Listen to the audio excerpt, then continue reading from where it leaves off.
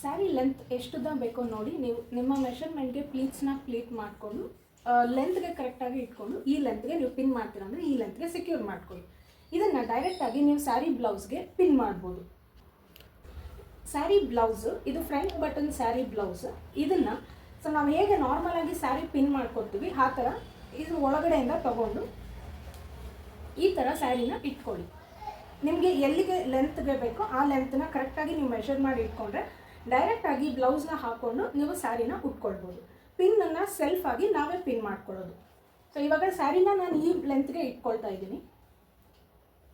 Sari pin ಮಾಡ್ತಾ ಇದ್ದೀನಿ. First one ಬಂದು ಕರೆಕ್ಟಾಗಿ ಶೋಲ್ಡರ್ ಲೆವೆಲ್ಗೆ ನಾನು ಪಿನ್ ಮಾಡ್ತಾ ಇದ್ದೀನಿ.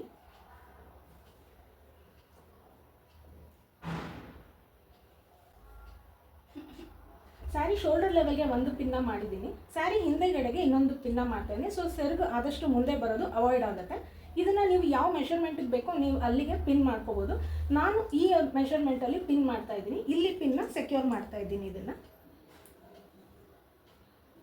ಇಲ್ಲಿ ನಾನು ಇನ್ನೊಂದು ಟಿಪ್ ಕೂಡ ಹೇಳ್ತಾ ಇದ್ದೀನಿ. ಈ ಮೊದಲಿಂದ ಭಾಗ ಏನಿರುತ್ತೆ, ಮೊದಲಿನ ಫ್ಲೀಟ್ನ ಎತ್ಬಿಟ್ಟು ಒಳಗಡೆಯಿಂದ ಪಿನ್ ಮಾಡಿದ್ರೆ ನಿಮಗೆ ಸ್ಯಾರಿ ಪಿನ್ ಕೂಡ ಕಾಣಿಸೋದಿಲ್ಲ. ಈ ಕಡೆಯಿಂದ ಪಿನ್ ಮಾಡಿರೋ ಥರ ಕಾಣೋದಿಲ್ಲ. ಈ ಕಡೆ ಸ್ಯಾರಿನ ಪಿನ್ ಆಗಿದೆ. ಇವಾಗ ಇಲ್ಲಿಗೆ ಸ್ಯಾರಿನ ಪಿನ್ ಮಾಡಿದ್ದೀನಿ. ಸೊ ಸ್ಯಾರಿ ಪಿನ್ ಆದಂಗೆ ಕೂಡ ಕಾಣೋದಿಲ್ಲ. ನೀವು ಫಸ್ಟ್ ಲೇಯರ್ನ ತೆಗೆದು ಇಲ್ಲಿ ಪಿನ್ ಮಾಡೋದ್ರಿಂದ ಇಲ್ಲಿ ಪಿನ್ ಮಾಡಿದಾಗ ಕಾಣೋದಿಲ್ಲ. ಸೊ ಇದು ನೀಟಾಗಿ ಚೆನ್ನಾಗಿ ಕಾಣುತ್ತೆ.